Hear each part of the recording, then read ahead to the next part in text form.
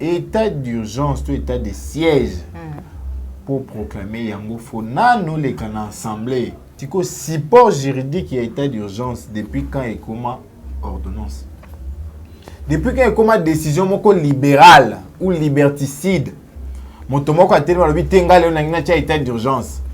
État de siège dans 2 provinces wana. Ben implication za la kebele. Pour na bolingo Congo, il faut qu'auditer armée. Pour na ko instirper ba infiltrer nyonso. Pourquoi imaginer dans chaque semaine tous au moins un militaire moi qui quitter armée pas comme un rebelle. Les gens qui meurent n'en valent pas la peine. Non, les gens qui meurent ce sont des Congolais. Ce sont des Congolais comme lui il est garant de ces Congolais là. Mobutu est allé au front. Mobutu est allé au front. Kabila est allé au front. Comment ça? Parce qu'il n'est pas militaire, c'est ça? Ça dépend du contexte. Parce qu'il n'est pas militaire? Ça dépend du contexte. La présence du chef, c'est vrai qu'il ne sait pas manipuler une arme, mais ça peut réconforter ces enfants-là qui dorment dans la rue quand tu vas voir il est pas Nabango.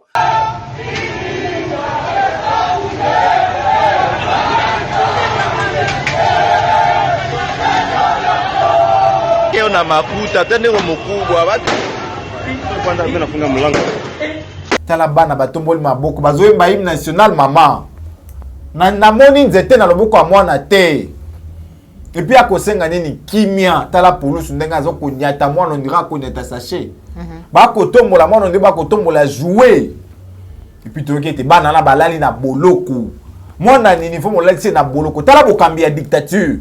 Au nom de quoi baboyi baninga ba réagir sur programme monstre et plein de rêves ya gouvernement na bango. Pour programme on eza ndoto sa makolota ya kotelema. Bande ko babite pesa biso malobato zongi sa ona nzela. Mboso na bureau na ye na nde sa telemi ako vi mondre moto ba beti soki lokoni na sima. Alobi te to koloba esu te to voter. Safu. Na tango akabile za ki bongo te.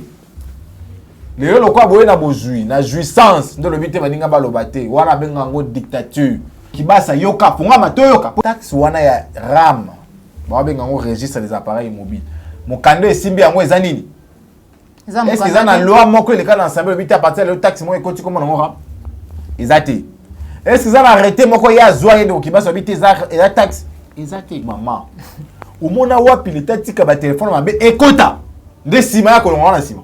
Yango na kobisa ba kongomani nyonso. Tozala mobiliser derrière initiative ya marche contre RAM ou les arnaques contre les Congolais.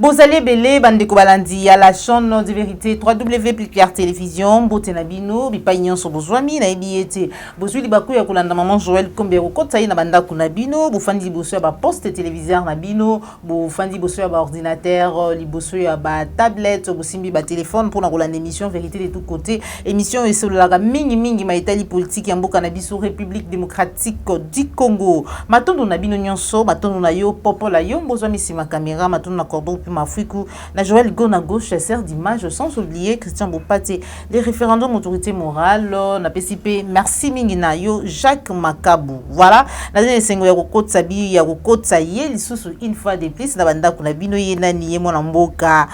Maître Jonathan Belé, Azali Bongo, coordonnateur et mouvement politique pour l'amour du Congo, ndé vraiment les autres Zui Libakou, ya Gosolana et Maïtali politique Nambi, Yambo Canabiso, République démocratique du Congo, et puis sans plus tarder, na Ropesa Yembote, Yambotoko Tanavif d'ici. Mbote, maman Joël, Mbote, pe na équipe, Mbimba ya, puisque télévision, on a moni Cordon, on a moni Popol. Na moni maman grâce na moni yo na moni pe mobile mbiji donc je suis très content ya koza yesu pour ça bilobe na yo plutôt sur la mboka voilà était bokambi ba jusseur et la kisibiso suka na bango. Voilà, merci beaucoup Matondo Nayo maître Jonathan Belé surtout pour na kopesa biso ngonga ko répondre à l'invitation na biso na ko rappeler que chaque fois tous allons vraiment na bosenga na ye asala ramanso pour eta pesa makanisi na ye en rapport na maitali mboka na biso pour na écolo République démocratique du Congo. To kolobela na kati émission na biso ma lelo état des sièges déclaré par mokonzi oyo azali kokamba mboka ndeko Félix Antoine Tshilombo Tshisekedi tokolobela dossier RAM o lelo ba congolais biso tokomi kofuta taxe ya téléphone tokolobela maetali interpellation détention topeni ni susu toko benga ngo ba komunyo so tolingi oyo esilamaki kosalama na ngambo ya Beni bipai wapi tomonaki la police oyo azali censé ko protéger peuple population na ba bien na yango kokanga bana ya kelasi tokolobela ngo na kati émission na biso mais aussi tokolobela gouvernement Sama Lukonde oyo baboyi débat babi 121 députés basengaki débat bayoka bango mekasi gouvernement Sama Lukonde balbi biso tokoyoka binote mwana mboka Jonathan Mbele réaction na yo vite fait en rapport na Italie en sécurité na mboka na biso ndeko Félix Antoine Tshilombo Tshisekedi a décrété état de siège réaction est-ce que tu espérais que mon changement Matin domingue sous maman pour n'indingisa au perception ya koloba. Et les bossof koloba était mboko et kamba makana moto aza préparé te ya kozala mokonzi eza mboko ekufi. OK. Mboko et kamba makana moto aza na mokanda te o epesi moi présomption ya connaissance. Pour être mayele bazoka mona kela c'était mais ezala ka moi présomption. OK. Pour ezala kanda aptitude moko moto faut développer. Moto yo na bokambi na ye ayebi ko respecter mibe côté bokambi nza bokambi ya kokufa. Pa wana ngina lo banini mama. Mobeko likondi o abengi constitution oyo biso to voter na 2006 o IDPC boya. Et le but est état d'urgence to état de siège pour proclamer yango fo nano le kana assemblée. O faut pas personne dingi ça va oui te permettre yo. Si que support juridique y a état d'urgence depuis quand et comment ordonnance.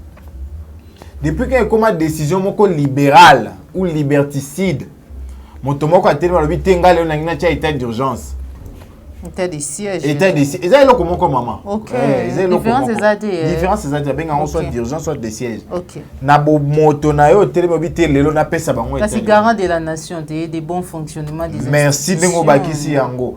Article 69 on le baza garant ya bon fonctionnement de l'institution et puis la préservation ya mikanda na biso mibeko. Et le but est que ça garant ya pamba non abattre la pe mibeko ya mboka. Mibeko ni abattre. Et ça pas bengi ndeko bati na ndeko mboso le but boya nde wana le but ba pesi ndingisa. Bazo représenter ba institution baza institution wana te. Parce que l'institution est composée na moko 108 sénateurs, mon sous 500 députés. Et bah député wa baza émanation ya peuple. Bien que balbara ite baza ba groupe rebelle. Baza sans ça cause la émanation ya peuple. Wana élément ya liboso. Ya mi balé maman. État de siège dans 2 provinces wana. Ben implication za que belé. Circulation va te comme limité. Ouais. Présence policière est comme makasi. C'est que classe ya bana na coin wana.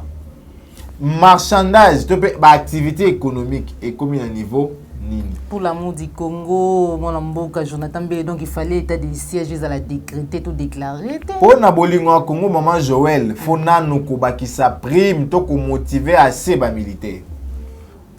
Pour na bolingo Congo, il faut qu'auditer armée. Pour na ko instirper ba infiltrer nyonso. Dépêcher bango baya avant abanda ko attaquer avant passer na maisengeli ya salle esengeli ya bengisa bango abengisi bango pe po ayoka bango mutu o ayebi kaza impliqué na kati ya masolo wana alobaka déjà ngonga depuis plus de 2 ans et demi sikoyo. Conseil supérieur ya défense et se tenir pas plus de 4 fois. C'est normal? C'est pas normal. Pour être toza en perpétuelle guerre, bazo buntabiso mo colonioso. Mais banda zubo kondi grâce ya nanga. Abengisi conseil supérieur de défense comme balaboni. Et comme ami neité. Toi l'élément, vous avez mis balé. Toyebisa niye. O toloba kamba na mbala ke problème ya armée na biso ezana no audit. Soko longo le audit wana to soko sali audit. To longo na toke na motivation. Moto okendo bunda tiki bana ina saka loso te abunda na ndenge mental ezana komba. Abunda bomke téléphone et sonne papa to liete. Ba benga biso na classe. Motiver bango assez ya misato. Bakokende na mandoki nini sombela bango mandoki. C'est ça le problème de la sécurité de mon pays. Pourquoi imaginer à chaque semaine, tous au moins un militaire, moi, qui quitté armé pas comme un rebelle. Nous avons toujours des défections dans notre groupe armé. Et moto a outil armé, ce qui a mis une information. A mis un élément naïe. Les loyaux. Et belé a pas qui va rebelle, pas comme un général dans un groupe armé, dans l'armée nabiso. Ce que général ou nous a dit qu'il y a non. Mi balé, mi s'en batika na Zamba. Si qu'on faut dans auditer armée nabiso. Après audit, on a bon équipé bango, bon motiver bango, la guerre sera finie. Apparemment, les armées nabiso te moutouya ko bundai ba Kenyan ba yaki, armée Kenya yaki. Merci maman. Armée à mon donc paya audit wana ils sont sur la place. Na yate maman. Armée à mon paya po ko tana mboka na yo. Faut ebisa bango futa bango combien. Wana charte africaine de lobby yango. OK. Donc, bah ya biso mongo kutu nan tozo motiver bango à CT. Tozo futa bango à CT. Mais ton dimito zo ya ba payo to sali to kufuta. Ba yaki ofili. Te. Les volonté. Non non. Muta otika ba na ya di ma ya kufa ofele. Vous avez le kuta. Muta tiki ba na ya lobite na ndimina ke okufa. Ofele. Non. Il faut nan un ko garantir le salaire à malonga, ko assurer. Donc des gens qui ont koufi pour les polices d'assurance. Et c'est ce qui est fait pour Bayawa. Dans l'entretemps, nous avons des militaires qui sont au front sans assurance et survie après. Makamuni est comme un qui va militaire baki. Mingi bazo ngaraté. Au moins a tiki nzoto na tiki molimo na pour na mboka. Mais famille na après.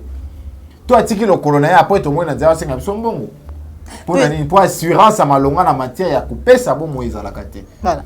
Peut espérer quand même pour makambo ici da yango lelo kulutu na ngai ya na ngai Paulette Kimutu Vilpande loko lelo ko mususu pour rappeler kaka mokonza mboka bana oyo ya kelasi bana ya mike ya kelasi pona ko manifester ko senga ete mokonza mboka akeni na be lulenga lega alaka ki bango cordon pi mafuiko ko balancer nanu image ya mama Paulette Kimutu pe ya bana kelasi totala makambo nini ezali ko komela bandeko to oni ezali ko leka en rapport na insécurité on se retrouve tout à l'heure. Le président tchadien qui est mort parce qu'il est allé lui-même au front pour combattre les rebelles. Et beaucoup ramènent ça ici en République démocratique du Congo pour dire attention que le président Félix-Antoine Tshisekedi n'aille pas à baigner à Butembo ailleurs au risque de se faire, permettez l'expression, canarder. Mais lui-même a dit, je suis prêt à mourir pour l'Est. Il a dit, moi je n'invente rien, je l'ai suivi. Il est prêt à donner sa vie pour l'Est de la République. Pourquoi ces deux poids, deux mesures? Non, il n'y a pas de poids, deux mesures. Il faut considérer qu'au-delà de la volonté exprimée par le chef de l'État lui-même, le président Félix-Antoine Tshisekedi n'appartient plus à lui-même ni à sa famille. Il appartient à la République. Et il est le symbole de la continuité de l'État. Et que donc, un État est représenté par son chef de l'État. Félix-Antoine Tshisekedi, aujourd'hui, il doit être regardé vraiment à la prunelle de l'œil par les Congolais. Il peut bien avoir la volonté d'y aller, mais si nous estimons, nous Congolais, que le cadre n'est pas sécurisant et que nous ne sommes pas en mesure d'assurer sa sécurité, écoutez, tant mieux, je ne pense pas que ça vaut la peine qu'il aille. Et c'est parce que si le président de la République... les gens qui meurent n'en valent pas la peine. Non, les gens qui meurent, ce sont des Congolais. Ce sont des Congolais, comme lui il est garant de ces Congolais. Il est garant. Imaginez que les chefs de troupes soient touchés et le commandant en chef de l'armée Mobutu est allé au front. Mobutu est allé au front. Kabila est allé au front. Comment ça? Parce qu'il n'est pas militaire, c'est ça? Ça dépend du contexte. Parce qu'il n'est pas militaire? Ça dépend du contexte. Madame, on apprend que les Congolais meurent. Si les chefs de l'État, on ne le souhaite pas et ça ne viendra pas dans le nom de Jésus-Christ.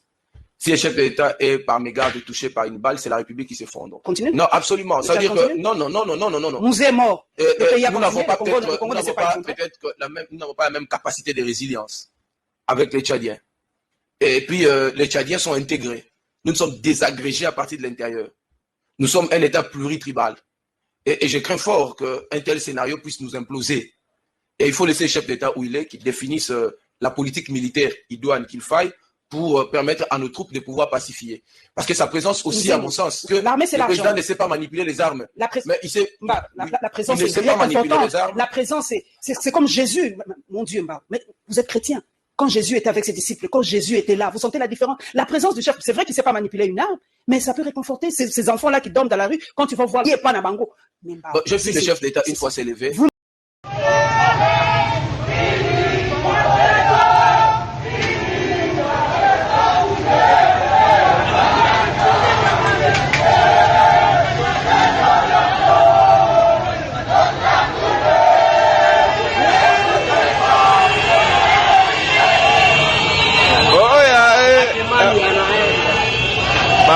na makuta tena niko mkubwa watu kwanza mimi nafunga mlango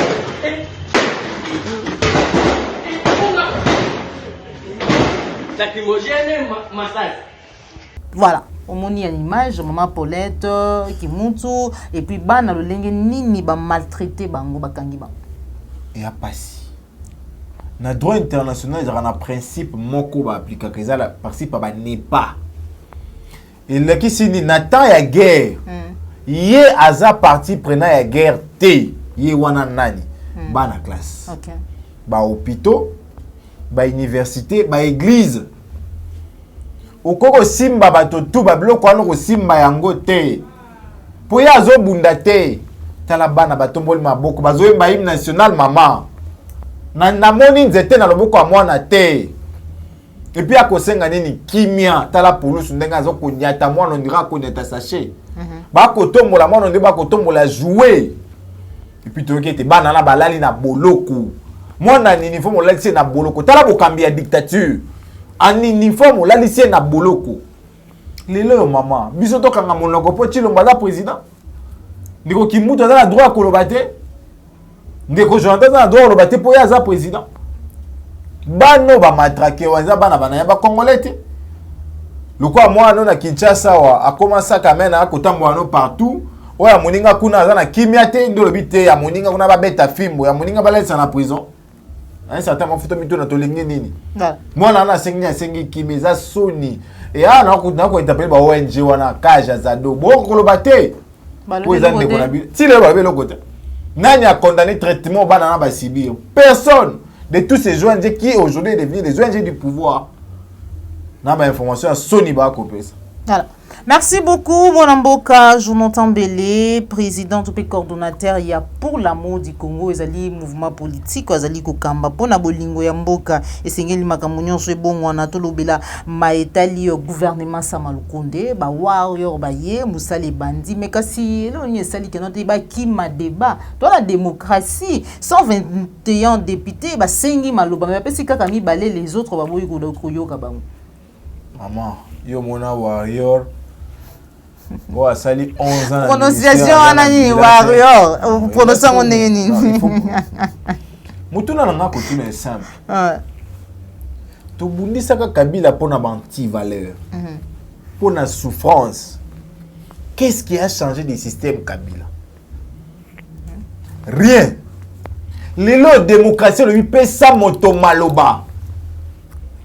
Au nom de quoi ba boyi baninga ba réagir sur programme monstre et plein de rêves ya gouvernement na bango. Pour programme on les ndoto ça ma kolota ya kotelema. Oh. Alobité na loti na 3 ans on a 36 milliards. 3 ans 36 milliards. Donc 12 milliards par an. Aya kuti budget à combien? 4 milliards. Année passée il combien? 3.5 milliards. A kosa la nini.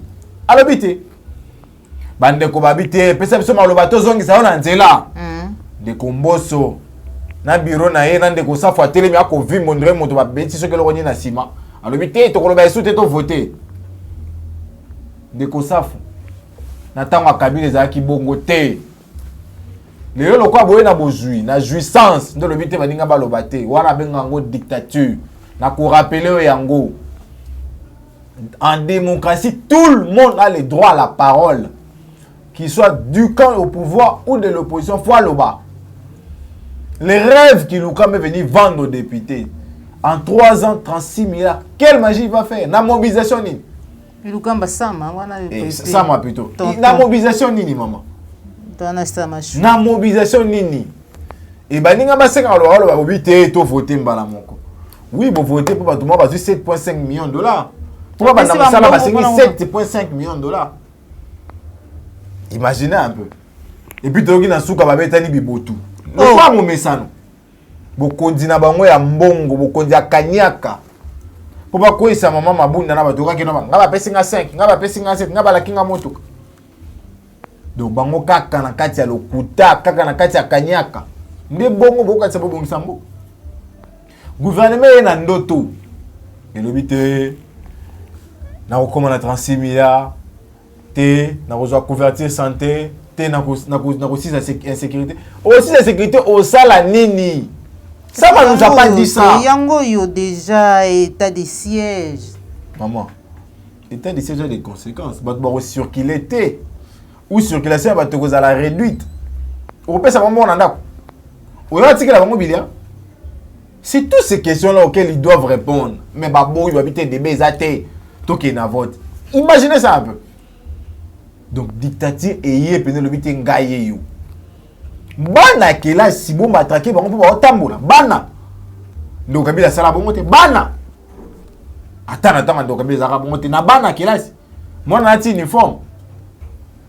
Alors, merci beaucoup maître Jonathan Bélé na sepela mingi mikolo na obenge pour l'amour du Congo netikande ndeko zaiwa Congo la baka Congo na motema donc Congo nde leki nyonso Congo nde sangisa biso tolobela maetali dossier RAM lelo to komi ko futa ba taxi ya téléphone ba binono ezali bongo pona ko protéger biso ba téléphone anti ba téléphone à mabe contrefait alors que OCC hein ezali ba société o ezali o musala na yango ezali ya kosala nde yango wana siko o susu rame uti wapi ndeko Jonathan Bélé maman na sekana no muke et puis na manifester joie na ngai pona nini pour PC partir mon nene ya réponse le bi OCC azali ba benga ke office congolais de contrôle na ko aborder likambo ya RAM na 3 volets. OK ya liboso ba le beza contrat ngana ko batela yo na ba donner na yo soko bobungisi téléphone na ko bloquer yango ti monana to na ko bloquer on a besoin ba donner na téléphone mosusu siko contrôle nga tangi na université faut accord de volonté ça nini ezala lobité tondimi yo batela nga téléphone nga na futa OK mais na contrat wana ba tuina no yote ba imposer yo et puis même bongo ba ko zo ba imposer yo yango lobité na okato boye sans te dire pourquoi. Comment et même au cas où bakokate vous allez exagérer pour saisir nani. OK. Wana le même. Si ami balé babité eza taxe. Mama taxe nyoso na mboka. Na bande ndeko kibasa yoka ponga matoyoka po eza classe na kotanga so. Taxe nyoso na mboka eza kana soubassement juridique nango. Soit eza na pouvoir ya loi, soit eza na pouvoir ya règlement ou encore ya décision. Siko taxe wana ya RAM ba benga ngo registre des appareils mobiles mon kando esimbi yango eza nini est-ce que eza na loi moko le cas d'ensemble bita à partir de taxe mo ekoti comme ngo RAM ezati est-ce que eza na arrêté moko ya zwa yende okibasa bita eza taxe ezati le soki na ko futa impôt sur le revenu locatif par exemple pour na yebi ki eza na taxe moko ya ndeko ngobilezo imposer nga yango. OK ce qui n'a qu'au fout ta taxe et ticket à maman à Wendy pour ne plus que tes na décision moko gouverner et ils ont imposé nga si ko ram on a soubassement juridique nango exacté et on vous oblige à payer déjà ba tebele ba zali ko se plaindre plusieurs fois ba zomo na bambongo na bango ba crédit na bango les à la retirer ou contrat moko mutu moko ndazu yango donc a imposer yo contrat wana azo kata ndenga lingi sans accord na yo et aux appels à moyen ko réclamer té pour réclamer pour battre ba katingai koleka oyo to kanaki si vous yokanye le côté ba okato koleka ko reprenez pas nani t'as la deux volets en goan une taxe sans soubassement juridique qui est ressemblable ou vraisemblablement un arnaque. Deuxièmement, un contrat qui n'est que par la volonté d'une partie. Troisième élément n'est pas si à son niveau soto ya ki basta na batune mona. Balobi eza matière à sécurité pour na ko batela et puis ko longola na marché ba téléphone contrefait, ba téléphone pirate. Maman. Au mona wapi leta tika ba téléphone mabe ekota. Nde sima ya ko longola na sima. Donc to ko funda na complicité na batonyo so ba na ba téléphone mabe na Congo. Oko protéger ngai yo nani ki basa po muto a protéger kanga na biloko mabe za OCC. Eza pulusu. Siko OCC na pulusu etiki ekota. Même la police à frontière bati qui bloque ma quota. Ce que le bâté yo ya ko protéger ngai. Et puis de deux maman. Namboka o eza sérieux, o ba autorité baza vraiment sérieux et plus compétent. Ba ça le quoi bengaka sensibilisation. Té au monde à partir à quelle date aux qui loi boyer. loi ne bete à partir à moi boy to bandoka to boy. OK. Siko loi ya taxe wana ezate. Contrôle zo lié ngana mboka ko bate o bandoka ta pour protéger nga ezate. Sécurité pe ezate. Siko to ko futa yango pona ni. Yango na ko bisa ba kongomani nyonso. Tous à la mobiliser derrière l'initiative ya marche contre RAM ou les arnaques contre les Congolais. To boya yango. Pour imposer nge loko faut tout nanga. Y'en ça on a bi malin na biso que to ndimi to kamba mapa ba dictateur. O ba ko sala nyonso kaka po balingi moto akoto na moto azate. Ya ko loba te lelo yo bana Congo to to chabo ete ala moki abi na che. Kaka ndenge anomaka en son temps il nous kamba sans que le parmi ya informateur ndenge pas zo sala sikona ndeko kibasa ba te to imposer bango taxe wana. So beti machine mbongo belé ba milliards ba 6 mois. T'as là déjà ba chiffre est contradictoire. Il est déjà à répéter le BT cause à 50 millions de dollars ndeko généré. Bande comme entreprise ba télécommunication habité à 120 millions. Donc ba le biga à 50 ba bomba 70 wana pona bango. Biso to yebate. Si vous faites ça, la grande problématique dans Ramo, déjà dépourvu de support juridique, et là que Simba Yango est athée. Mukanda moko loi te arrêté te édité décision te. Surtout au foot encore dans les pommes pour te toper ça qui bat ça bon toper ça. Pour qui bat ça va reconduire hier fois pour te so ba bon sur le téléphone. Azo biso ba crédit kakaboy. Voilà. Merci beaucoup, Maître Jonathan Belé. Pour finir, sur le dossier Willy Bakonga, condamné pour 3 ans de prison. Mais sur le dossier, ils allaient qui 2 millions de dollars, au lieu de 33 000 dollars. Monsieur qui wapi? Batoma boum, batalo kuta. Mukambia Sony. Oh. Maman, tout ça là quand même sérieux. Boulobité, tu kangena 2 millions de dollars. Ok, tu as information de quoi bilobelo à radio, na habité ce qui ONG les ara ce qui a nani ce qui a beaucoup, je sais pas trop. 2 millions de dollars. Tu dis ok, tout le monde a 2 millions. Procès bandit et sili 2 millions et zikali comme on noté. Et somo batangi de kotanga ba la kisi pété. Il y a 33 500 dollars. OK. Maman, ba condamné de ko ba konga pour un blanchiment des capitaux. Élément essentiel il y a infraction wana et sengi ba mona na maboko na yo mbongo wana mais bo condamner mutu mbongo na maboko ezate yimo pa bina tika jamais komona mbongo wana et puis ba juge balakisi yango te na mofundi na mosambisi batikali ko lakisa 33 millions na mesa wana te même pas compte mbongo wana ekota et monanité. Deuxième élément ba condamner sur pied à flagrance. OK. Flagrance c'est le binini infraction les autres se commettre. Tu es outil qu'on se commettre. OK. Les Koba Konga ça dit plus de 8 jours na Braza. Plus de 8 jours. Flagrant c'est Zawapi. Et puis même infraction et kangin de ko Willy, ils ont même dessus ba ko la de Komasaro. Pour la de Komasaro, flagrant c'est Zate, na de ko Willy flagrant c'est Zate. République, il y a ba juge. Vous êtes de l'oba qui a dolbité. Le ko Willy a kamaki secteur moko clé enseignement. Ce qui m'a mis solo les autres kolobama wana solo. Bouya na ba élément tout mona. Eza te ba procès théâtre. Ba procès fantaisiste, ba procès sentimental tout monde na monaka wate. Justice faut imprégner confiance maman. Ce qui confiance est longo na justice ba to ba ko se venger bango moko. To boyite qu'il fallait ba kanga. Mais pour na ko kanga mutu faut zana ba élément. Lelo yo to ko kata solde ba kangi mutu mais élément na maboko ezate. Élément bon 33 millions les awapi. Bon, tu constater que les règlement de compte. Le coup la bazana bu moko ya koluka ko justifier échec ya gratuité na mito ya bato. Faut que le bayango balancer programme o échoué. Et ce que pona ko bikisa mo kondi na bango babite to la tani bato.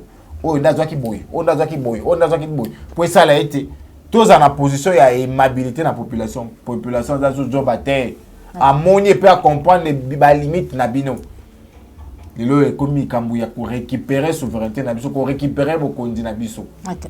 Merci beaucoup Maître Jonathan Belé de comme na suki émission na biso. Pour finir article moko publié par un média américain etali na mokili ki Corneille Nangaa oyo akambaki Seni Autozui ba résultat ya maponamo autozui ya ki ya 2018 ezali bongo Félix Antoine Tshilombo kokamba mboka. Article wana elobi ete 4 diplomates to babango américain batalisaki na article wana to na ba journaliste wana ke nanga sila ko se confier na bango ke mutu aganyaki maponami na mboka na biso ezali bongo mwana mboka Martin Fayulu Madidi mais kasa kokaki vraiment ko proclamer ete sinon balingaki baboma ye réaction na yo vite fait faut finir maman bato nyonso mokili mobimba yebi ete ndeko Tshilombo aganya maponomi te toyebi yango biso nyonso toyebi ete dilo ndeko Kabila asangi na ndeko Tshilombo nde esala ete ye azala wana toyebi yango ndenge balobaka la vérité ete tu tongo ate etani ndenge nini sukasuka molili ekotoko elobi te na ye mpo ekomi tu na ngai moi mpe akendaka kobombo ba vérité ekobima epi ezokontinue ekobima biso tolobaki ate maponomi ya 2018 esibitaki oyo tobengi hold up électoral. On n'a pas proclamé le vrai vainqueur. Prévenez les lots maman. Ce qui réellement longo qui maponomi. Akende yubit. Akende Équateur. Akota bandunut. Pour nani ako kende te. Oh, ngo katsa bangani. Maman, ayebi ki apono mote ako kasoni ko kitakuna. Bana yumbi ba ko zela it. Bana Équateur ba ko zela ya kitati.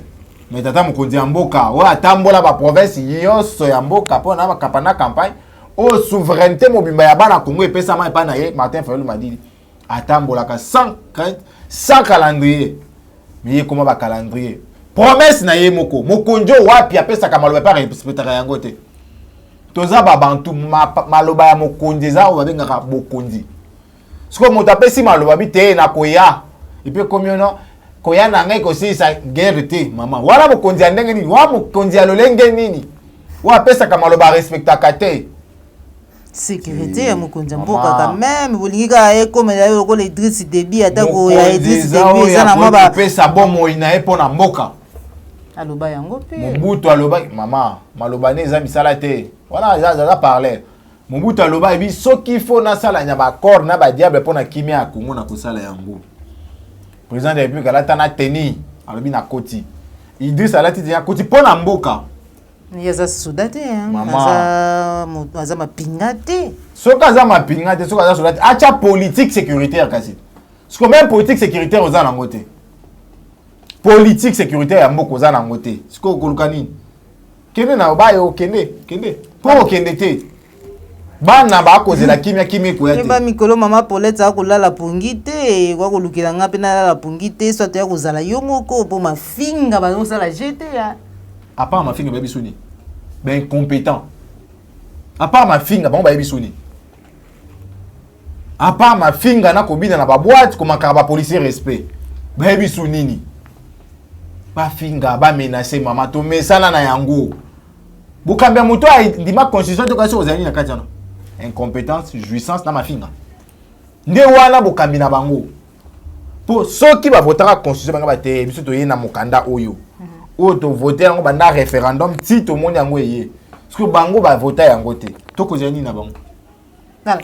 Merci beaucoup, Maître Jonathan Belé. Tout comme dans cette émission, Nabiso, Bandeko Balandi, Applique Claire Télévision, la chaîne de vérité, la chaîne qui vous informe en temps réel. On a Zala qui fait mana isengo yago yamba lelo pour Nabino Mwanamboka, Maître Jonathan Belé. Wazali bongo coordonnateur, topé président, Toloba bongo, il y a mouvement politique pour l'amour du Congo. Ndé l'autre, c'est pas là qui koyamba ye pour tous on mankanisinaye en rapport na maitali mboka mekasi yambuto kabana nae na kusenga numéro na ya téléphone pe message na ya suka na mukuse epa ya bakongole matondo mingi yo maman pour l'invitation ndenge na lobaka na yebi koleka bato te oui eza obe pour maman jouer la benga ngalo binde ko Jonathan yaka ba kongo mani bengi ba sola nayo nde yango na ye makanisio na tiao ekoki pour kosinga complément to pe kosinga kolongola mususu na ona tiao donc ndeko akomona ete te fort ba kisande ko Jonathan moko toi longola moko ndeko Jonathan atie na isika ofinga kozwa numéro okomi to échanger pour to kubuna ndemboka eza bolinga mboka ndesa ke na ya et cette maman je la kanisa benga ndeko Jonathan plus 243 pour na ba bazali banda 81 35 21 391 plus 243 81 35 21 391 bokomela biso tokozala mpona koéchange na bino mpo koleka nyonso Congo nde Voilà. koleka nyonso patriotisme nde koleka nyonso makila ya Congo. Ok. Et na koprofite pe na saluer bao ya ngai bao tokundaka na bango komba nde tolobaka kaka lamuka ingeta. Ok.